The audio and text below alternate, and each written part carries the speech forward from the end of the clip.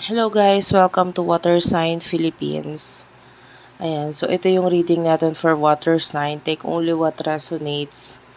Bale, hindi to magre-resonate sa lahat ha. So kunin mo lang yung mga messages na magre-resonate for you. Personal reading, Jing Tarot Reader. I-search mo na lang siya sa Facebook.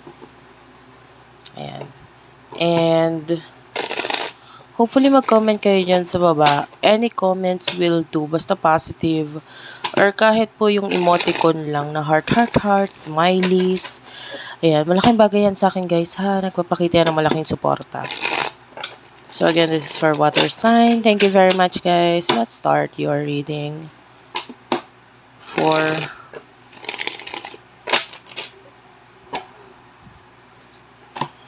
water sign.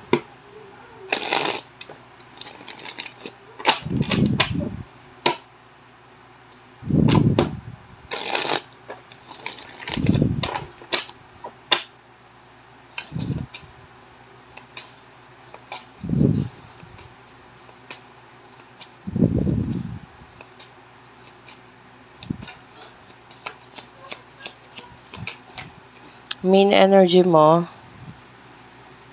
6 of Wands.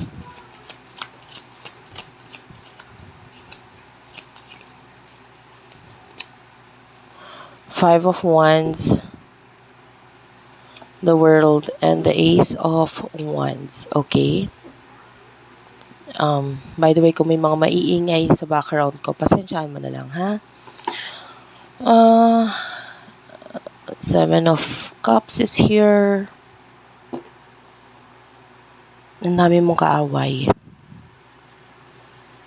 Ang daming, or kung hindi man marami, there's someone na matindi yung inis or galit sa'yo. I feel like malapit lang to taong ito sa'yo. Close circle of friends mo. And meron din ako nakikitang malayo. Kumaga parang maybe there's distance between the two of you. Pero pwedeng close kayo. Alam mo yon, pero malayo siya sa'yo. Okay? Pag sinabi ko kasing close circle of friends, basta yung malalapit lang na kaibigan. So, somehow, I can see this person na parang laging nakasuporta para sa'yo. So, talagang matindi yung pagkakalapit nitong taong ito sa'yo. Malapit siya sa'yo na nakasupport siya sa'yo lagi, but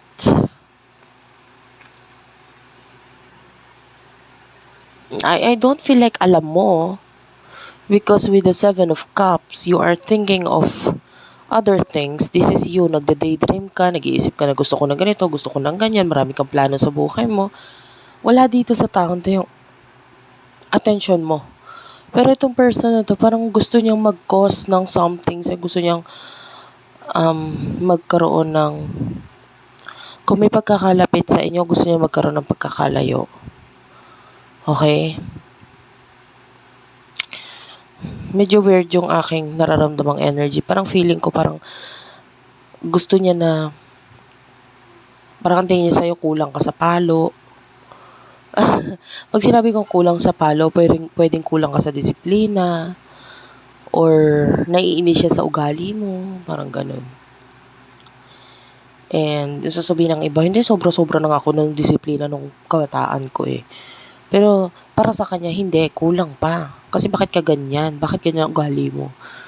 Technically, this person, hindi niya gusto ang ugali mo. Gusto niya mabago ka. Gusto niyang, kung malapit nga siya sa'yo, gusto niyang malayo ka. Kasi ayoko ng ugali mo eh. No? Kung itong namang taong ito ay malayo na sa'yo, hindi ko siya nakikita ng inggit actually. Mas nakikita ko sa kanya naiinis kasi bakit ganyan ang ugali mo. Parang ganun. May ganun siyang energy. So, let's move on. Who is this person that you're dealing with pagdating sa love? Who is this person that you're dealing with pagdating sa love? Spirit guides, angel guides for our water sign, Cancer, Scorpio, Pisces. Oh, this is a past person. Six of Cups and Seven of Cups is here. Four of Swords.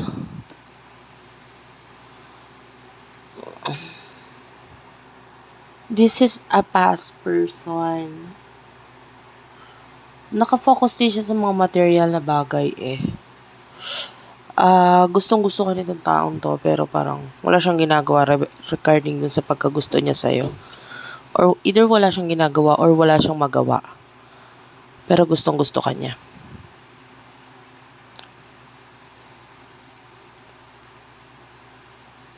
Pinagmamalaki ka niya sa pamilya niya. That's the energy. Pero, pwedeng hindi niya sinasabi sa'yo yun. That's weird, no? Pwedeng wala nga kayong connection or communication. Pero pwede rin namang meron para doon sa iba. Kung meron, hindi ganun kaganda. Or hindi ganun kalalim yung connection or yung komunikasyon sa inyong dalawa. Yung iba may disconnection. Pero, pinagmamalaki ka niya doon sa mga tao na malapit sa kanya. Pamilya niya. Mostly pamilya niya eh. Kaibigan, malapit sa kanya. So, what is the thoughts, no, and emotions na nasa isipan ninyong dalawa ng person na ito? The Fool is here. King of Wands. Two of Swords.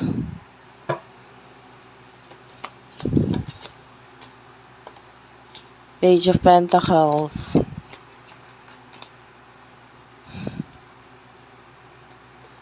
Seven of Swords. Okay, umiiwas din siya eh. Alam mo, ang tingin sa'yo nito person na ito, you are napakataas. Ang hirap mong abutin. You are the star. Aquarius energy. Gusto kitang abutin. Pangarap kita. Pero ang taas mo masyado. Parang hindi ko kayang abutin ka. Gustong-gusto ka niya eh.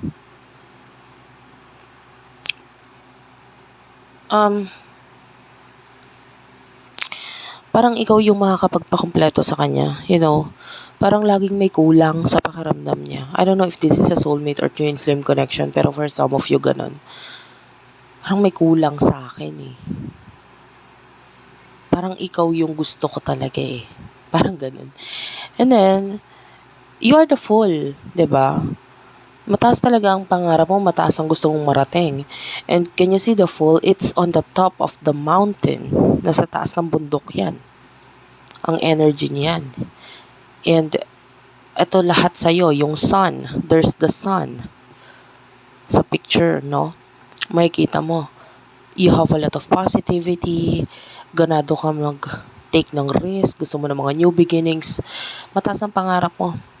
At ginagawan mo talaga ng paraan na maabot yun. Tapos after mong maabot yun, may another pangarap ka na naman na mas mataas. So, hindi ka nakukontento sa kung nasaan ka lang. Ngayon, dahil sobrang taas mo na ngayon, maybe you do have a lot of accomplishments. Etong taong to, with the Page of Pentacles, ang taas ng tingin sa'yo. 'Di ba? And kung makikita mo dito sa picture na to, parang I want to give you everything. Pero ano pang kaya kong ibigay at i-offer sa iyo na wala ka, eh lahat naman na nasa iyo na. So napapanghinaan ng loob yung taong ito. That's why umiiwas siya with the Seven of Swords. Lumalayo siya, umiiwas siya. You do have a lot of choices. With the Two of Swords, I feel like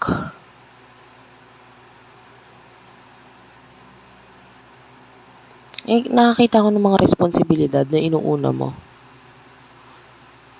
Medyo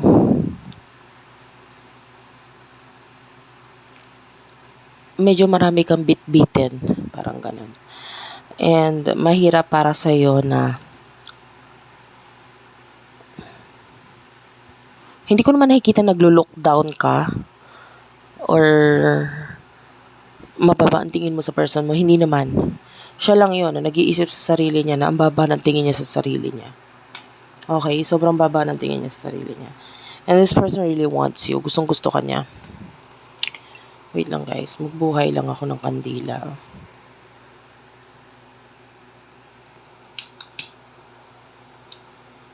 So ayun, mababa ang loob na tong person na to.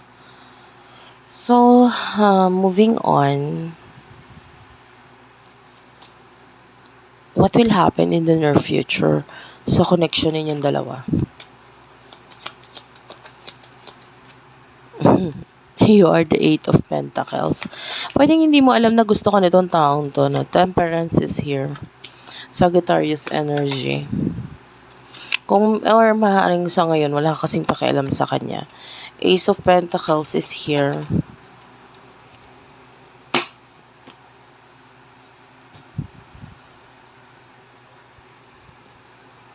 The Lovers, the Three of Cups, Six of Swords, Five of Swords, and the Four of Wands. And I can see a connection, by the way. It's like a relationship in the near future.